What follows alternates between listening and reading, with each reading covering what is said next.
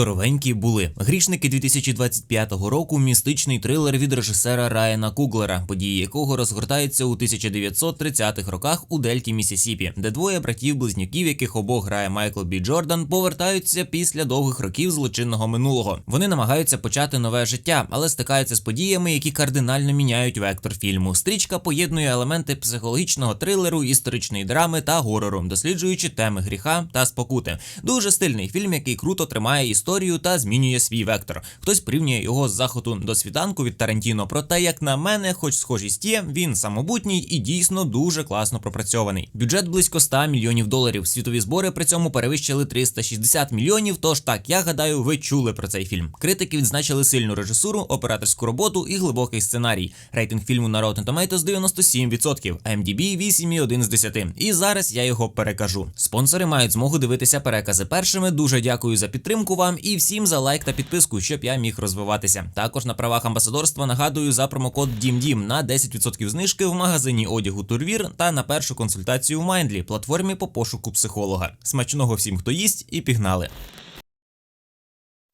За кадром говориться про людей, які класну музику створюють, прям межу між життям і смертю стирає. І духи приходять, які оберігають, але і демони можуть на гулянку заскочити. Міссісіпі. Приїжджає хлоп в церкву. Собаки кусали, чи Бог його знає, оце прийшов, певно, спитатись. А йому у відповідь, мов, кидай гітару, щоб до гріха не повертатися. День до того. На полі дізнаємося, що хлоп бринькає, але сам про те не каже. Прийшов додому, дітей побудив та в горизонт дивиться. А під ліжком нічого не знайшлося. Тим часом два кашкета стоять, зигарку курять. До них приїхав ось цей дядько, сарай позаду продавати. Питається, на хіба він їм треба. А вони для чого тут була помита підлога? Вони на це один одному пістолетами посвітили, близнюки гроші дали і кажуть, мов, там за все злишком. Якщо хтось з клану сунеться, повбивають нафіг. Але білий стверджує, що клан в минулому. Хлоп прийшов до батька в церкву і, мов, я молодець-холодець, все поробив. І помічає гітару, яку батя приникав. 3 рядки для галочки прочитав з проповіді і вже хоче тулити. Але що для нього важливіше, ніж церква, а? Грати розпусникам? Але він відпрацював тиждень, дай день пожити. Завтра до проповіді повернеться. За ним приїхали ці двоє, він їх кузен. По дорозі говорять про батька того самого. Загалом норм мужик. А далі питається про Чикаго. І чи дійсно там можна чорним ходити прямо по вулицях і без проблем.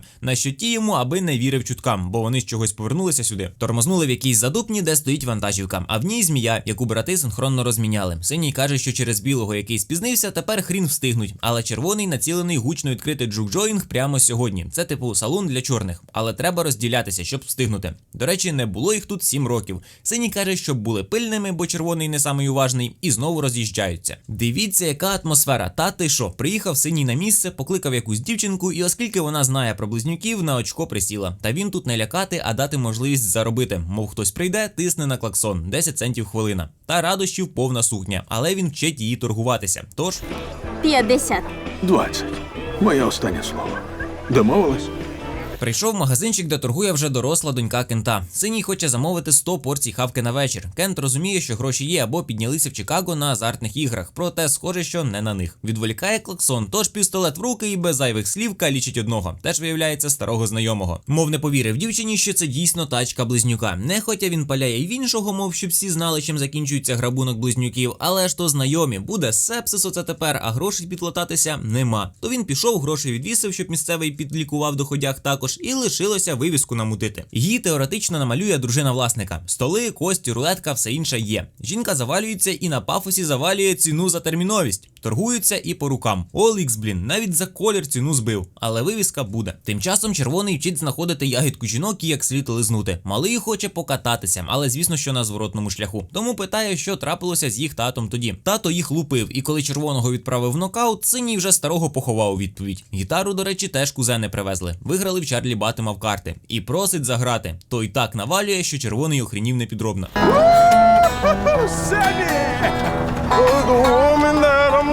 Приїхали на вокзал і кинули гривню мужику, що награвав на гармошці. Той впізнає, від кого щедрість, і питає, що за малий з ним. Найкращий блюзмен в окрузі. На що золотозубий, давай реготати, мов штани в мене старші за нього, що він може знати. Заграти не дають, бо це місце старого. Коротше, хоче і цього гармошника до себе в барчик найняти. 20-ка за ніч, але він все одно відмовляється, бо мов 10 років стабільно грає в іншому закладі. І якщо їхній не витримає, він залишиться без гроша, а старому грішнику багато не треба. Пити та життя доживати, на що червоний пляшечку дістав і старий алкаш ледь не зомлів, яке пиво файне. $40 за ніч і все пиво за рахунок закладу. Тож вже уже навалюють на публіку вдвох, аби всі почули про сьогоднішнє відкриття і що там будуть найкраще. Після на пероні помічається ось ця мадама, а хлоп заводить розмову з іншою, яка, мов, співає некепсько. Перлін, вона заміжня, але око лаштує тільки так, прийде чи ні, не зрозуміло. Та Біла не на жарт знервувала Стека. Вона тут, бо він казав, що кохає її. Ще він казав триматися подалі, але язиковий майстер з дядька вищого гатунку, тож хрін зрозумій, що він хоче. Мері каже, що поховала маму, яка виростила їх на хвилиночку, а ті навіть не з'явилися. Посилають один одного через не хочу і знову їдуть, уже втрьох. По дорозі новенький кидає респект полоненим. Він всіх їх знає. Колись грали десь там, і їх білі шерифи пов'язали. Думали, там і смерть. Але їм інструменти віддали, і ті так заграли, що ледь на гастролі не поїхали. Грали для білих, які, мов, нічого в блюзі не тямлять, але головами кивали і гроші кидали. Ще розповідає про те, як одного Ку-Клукс-Клан лінчував, бо кондуктор здав, коли то їхав за кращим життям. Навішали ніби вбивця і гвалтівник, та й габела. Приїхали до якогось Корбрана. Той відразу манав зв'язуватися, сім'я, діти, але Стек каже, що дружина прутня покладе, якщо дізнається, від якої платні, той відмовляється. Дядько поагресував, але жінка загалом не проти дізнатися прайс. Смоук приїхав до хатини, а там міні-могилка, схоже, що його дитини. Вийшла жінка, Еммі, і здивування якось небагацько. Питає, для чого повернулися. Відкрити бар. Тому відразу питання, кого в Чикаго треба було обчистити, щоб зараз так грошовою розкидатися. Тиша. В будинку жінка за якісь дивні гроші дітям щось продала. Він пропонує справжні, але їй не треба ті, що в крові, і своїх вистачить. Хоча всі гроші в крові, каже Смоук. Він за життя наїздився і, мов, зрозумів, що немає демонів і так далі. Є влада, а владу дають гроші. Хоча жінка впевнена, що її висушування коренів за те, щоб ці двоє живі лишилися, все ж мають роль. От тільки чого вони дитя їх не вберегли, це питання. Він досі носить їй моджо, тож зірвав, а вона обрядик замутила. І питає, для чого вона йому зараз. Хоче, щоб вона готувала. Закуски не прикольно. А ще, як не тяжко, досі кохає і сумує. Тож, що там, жінка самотня, як то кажуть, всі причандали є, чого в дітей гратися. Компашка ж побільшала. Ото що гроші роблять. Кадр змінюється, і з неба падає тіп, таке як обгорів. В будинку зустріли непривітно. Він давай розповідати про людей, яким довірився, а вони обманули, дружину схопили, типу чорні полюють на білих. А ця пара теж з привітом. Та опалений пропонує золото. І пізніше до будинку прискакали індіанці, які саме шукають того білого. Розуміють, що він в будинку, і попереджають, що то не той, за кого себе видає, і діяти треба негайно. Сонце сідає, індіанці поспішають, тож бережи вас Бог і до побачення. Жінка повернулася і чоловіка кличе, але білий його підхавав і каже, що скоро встане. І дійсно вже краще. Отакої. Який непередбачуваний фільм. Буду і я непередбачуваним та розповім про легенду Спадок драконів. Двар Limited Спадок драконів – це відома браузерна онлайн-пісочниця, в яку тепер можна зануритися на українському сервері з повністю українською спільнотою. Двар LTD – це фантазійний всесвіт із безліччю монстрів, харизматичних персонажів та мальовничих анімованих локацій, наповнених різноманітними можливостями і підкріплених інтуїтивно зрозумілим інтерфейсом. У грі ви зможете досліджувати загадкові землі, прокачувати героїв, збирати рідкісні ресурси, спорядження, битися з босами та об'єднуватися з іншими гравцями для спільних пригод, адже це справжня пісочниця. Переклад гри українською автор робить власноруч, аби гравці могли відчути атмосферу повноцінної україномовної версії. Сервер офіційно зареєстрований в Україні та сплачує податки, а доступ з Росії заблокований на технічному рівні. Крім того, частина коштів з гри йде на підтримку ЗСУ. Тож, якщо вам близький жанр, вривайтеся в українську версію Двар LTD за посиланням в описі. Тим часом клуб готується до відкриття. Хто то наробив таке гарне, не зрозуміло, але рух на селі конкретний. Люди прості, навіть на випивку не вистачає, але поступаються, чому Стек не радий. І ця дівчина прийшла, заміжня. Стек каже, що бізнес на подачках не роблять, але ж ці люди сраку рвали в полі, дай пожити. Мері теж прийшла. Як виявляється, всі її знають з дитинства. Хлоп давай трохи понтуватися, мов це його кузени бар відкрили, а в них репутація потужна. Та й сам не завжди він хороший хлопчик. Корбран поспівчував за маму і впустив дівку всередину. Тим часом пара фліртує, мов грати, співати може будуть, як вечір піде. Чоловік не завітає. Семі помічає Мері і каже, щоб та йшла, поки близнюки не дізналися. Але вона шарить за малого Семі і тягне йому віскі налити. Смоуку не подобається такий підхід, але мов на відкриття нічого жабу давити. Мері розпитує за музику та заробіток, а Семі за те, хто вона взагалі така. Ну коротше, її мати врятувала близнюків, коли їх народжували, а потім гледіла. І біситься, що бар відкрили, а ті після смерті навіть квіти не надіслали, але надсилали, каже близнюк, поки жила раділа, ото ще. Синій каже вигнати нафіг, але дівчина тут не через нього, а через блюз, та він готовий заплатити або їй, або бродягам, щоб витягли її звідси. Але вона ніц не боїться, битися буде, він сам її навчив, каже. А ще він її білого знайшов, за якого та вийшла, щоправда серцю не вкажеш. Стек говорить, що якщо хтось впізнає, розпотякає, гайки її, а тоді гайки й тим, хто зачепить її, близнюки за неї будуть мстить. Та для неї це неправда, вона чекала його роками і хоче знати правду. І він видає, що кохає і думає про неї щодня. Це все заради безпеки, бо з ним це неможливо. Боже, ця акторська гра неймовірна, от просто неймовірна.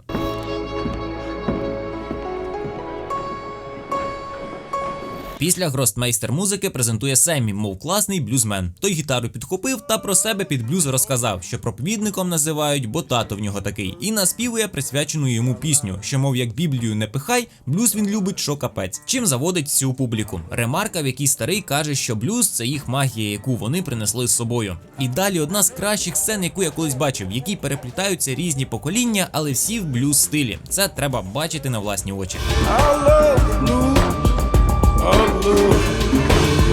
Коротше, без всяких приколів, алегорична сцена, від якої мурахи. І саме тоді прийшли вампайруси. І саме після того Семмі вже зализується. Заміжня, ага. Двері тільки на ключ замикаються, але кого то цікавить, коли он куди лізе. Дівка в душ би зганяла, але Семмі ігнорує цей факт. Стек зрозумів, що кузен знайшов ягідку, і всі раді. Ну, як раді, близнюки порахували, що всі платять місцевими п'ятаками, тому 2 місяці і банкрутство. Біленькі до бару підійшли і типу впустіть музикантів погульбенити. Прийшла решта, і трійця давай заливати про божественний голос Семмі. Типу вони за рівність і музику. Та й заграли теж щось в стилі салунів Дикого Веста. Але Смоук стопає і каже, що це джук-джоїнг. Ідіть в центр до білих, там таких багато. Тоді питання, якого біса вона тут? Вона, кажуть, член сім'ї. Ось така в неї привілегія. Врешті-решт довелося пістолетом полякати, і ті, мов, будуть іти повільно, якщо передумають. Шаманка каже, що від них мороз по шкірі. А брати ще ящик з набоями забули. Далі розмова про те, що хоч Семмі і вдячний за все, кузени б такого життя йому не бажали. Музиканти часто нещасливі. Але Семмі вирішив, що буде тулити в Чикаго, шукати щастя, бо сьогодні він ніби літав. Стек каже, що бізнес збитковий, тож Мері пропонує розкрутити тих білих на гроші. Смоук розповідає, що як одного разу татко сильно побив Стека, ті вирішили тікати в якесь місто чорних, але мер шарив за репутацією і думав, що синки така ж бідлота, як і їх татко. Тож, типу, пиши церковну музику і лиши все лайно на нас. Мері допирає звідки ірландське пиво і італійське вино, бо ті грабанули банди, і поки вони гризуться, тут тусовку влаштували, а коли всі все зрозуміють, їм глина. Хлоп, коротше, не слухається, а Мері, прихопивши пістолет, тулить білих розводити. Смоук аж свій пістолет навів, бо той, мов, я втечу, як ви, якщо ти проти, стріляй, обхезався трохи. Трійця сама собі награє на дворі.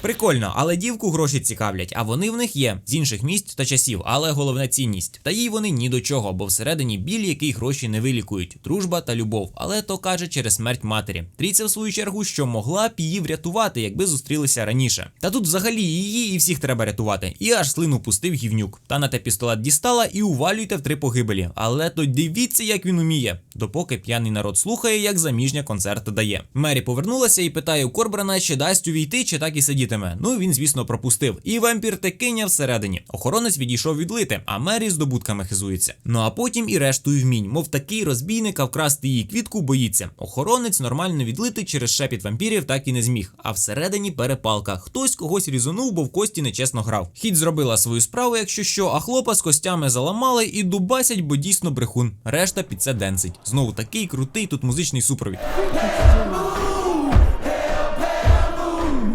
В Мері вже теж слина, що в цій ситуації не прям дивно, тож любляться далі, але то кусь конкретний, тому кому пику порізали, треба шви. Тож Семмі йде шукати Стека, але пару хвилин треба почекати. Семмі розказав, що той дівку жарить, тож іди туди сам. Ну, Смоук і пішов. Корбранд так і не повернувся, а всередині Мері присмокталася з перебором. Каже, що все не так, як здається, але що тут може здаватися? Він пістолети в руки і друшляк, тільки похрін їй конкретно. Стек каже, що скажена вкусила і що тепер робить? Смерть. Треба всіх виганяти. тож Слім каже, що все окей, але вечірка закінчена. Семмі гризе себе за те, що міг же ж врятувати, а коли вибігла, сказала, що всі вони у них подохнуть. Шаманка вшарює, що діло пахне многочленами і каже винести тіло на вулицю, тимчасово, що він стріляв у неї, а їй хоч би що, чортівня якась. Парочка вирішує лівати, бо проблем не хоче, тож чоловік по тачку пішов, а тіло стека зачинили. Тим часом повернувся головоріз і як ні в чому не бувало, мов що таке, впустіть. Але шаманка каже, в чому проблема, розштовхай та зайди. І прямо стверджує, що той вже не живий, нечистю став, тому й не може зайти без запрошення. Але охоронець бикує, мов хрінню маєтеся. Смоук мене знає, дайте зайти, я допоможу, але зайти не може. Що ж, дай мені зайти, я допоможу.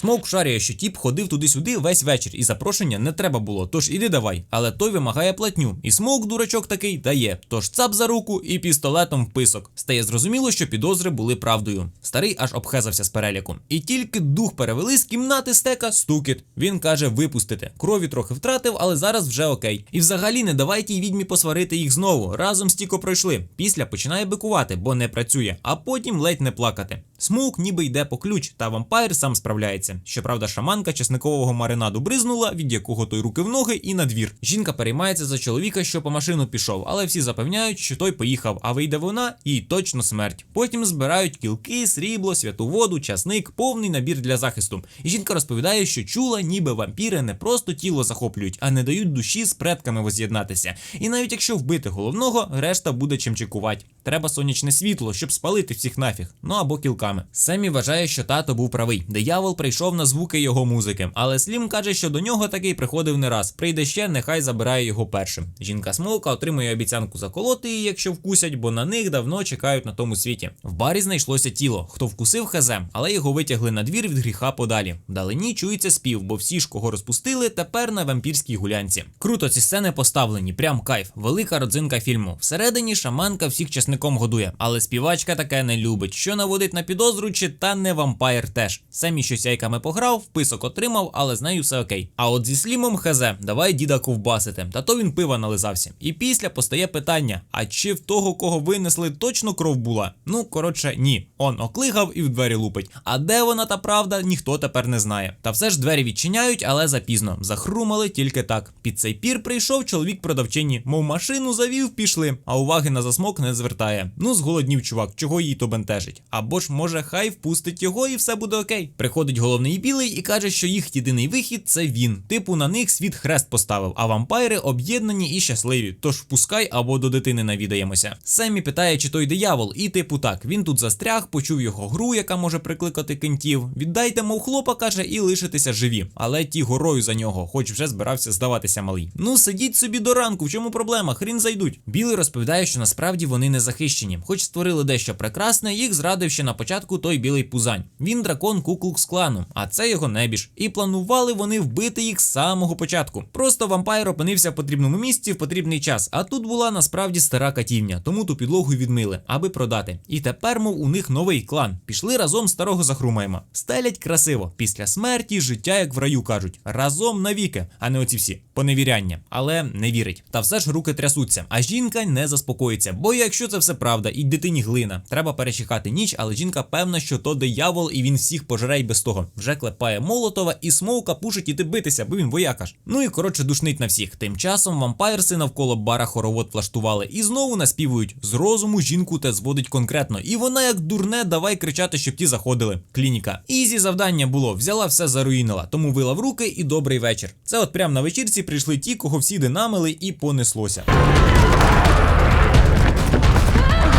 М'ясорубка в стилі Тарантіно, трохи трешова, але поставлена класно. Жінку Смоука загриз стек, і оскільки той обіцяв, через не хочу добиває. Це чогось інших відлякує, тож решта змивається на другий поверх. А Слім теж, як і хотів, іде жертвувати собою. Не те, щоб воно зараз дуже треба було, але може в діда полячки якісь. Хоча решта змогла б через другий поверх звалити, але то самий розумний вампайр є. Обіграв. І стек тут, тому Сліма з'їдають. І співачку теж не лишили. Паніка, сльози, Семмі наказують звалювати, а близнюки битися надумали. Типу, такий план у вампірів був, а ти взяв і зарізав жінку. План воз'єднання. Семі до слова далеко не відбіг. Взагалі не відбіг. Наостанок аж молитву зачитав, але виявилося, вампір теж Отче наш непогано знає. Потім інші підключилися. Під молитву брати б'ються, а вампір каже, що колись люди вкрали землю в його батька і нав'язали йому ці слова. Він їх ненавидить, але досі вони його заспокоюють. Каже, що люди наплели щось про Бога та диявола, що люди владні над звірами. Стек, до речі, переміг, але не зміг вкусити через кулон шаманки, тож вже Смоук зверху колоти зібрався. А Семі, поки поганець ніяк промову не завершить, гітару намацав та по голові. Те передалося всім. Але падло невмируще, тож от тільки поганий кінець, звідки не візьмись, Смоук протикає гнидника і під світанок всі згорають до біса. Ну, я теж ранки не люблю. Хлопи пізніше ящик стягнули якийсь, а Смоук каже, щоб Семі гітари позбувся, бо, як виявляється, Стек брехло, і то просто гітара їхнього тата. Тож будь сильним, а в мене є незакінчена справа. Ну і та сама сцена з початку фільму, де побитий Семі заходить до церкви. А Смоук прокручує в голові вчорашній день, всіх людей, процес підготовки до відкриття, і дістає з того ящика зброю, згадуючи слова тому свину, що якщо хтось сунеться на їх територію, смерть. А вони саме приїхали гучно бар зачинити покидьки. Та Смоук і без того двері на ключ, а сам заліг і давай расистів стріляти, аж гай шумить. Ще й Томпсона десь відрив, ним теж трах-бабах, але цього для епіку мало подумалося. То він вояка гранату вкусив, щоб бабахнуло. От тільки самого теж продерявили, але сил на головного гівнюка вистачить. Він цигарку взяв та й впав галюни ловити з того світу, який зіпсував білий словами «я багатий», тож він його без зайвих слів, по-смоуківськи. Ну і трохи потроху воз'єдналися. А Семі Мур, до речі, гітару так і не кинув. Тож 1992 рік, Чикаго і крутий блюзмен в дії. Після чого в барі до нього підсідають молоді та прекрасні Мері та Стек. Нове амплуа у них, бо Смоук не зміг вбити брата. Взяв слово дати прожити Семмі життя, а воно майже скінчилося. Тож можемо, мов, продовжити. А він любить його музику, а не сучасне лайно. Та дідо норм пожив, каже. Наостанок заспіває хіба.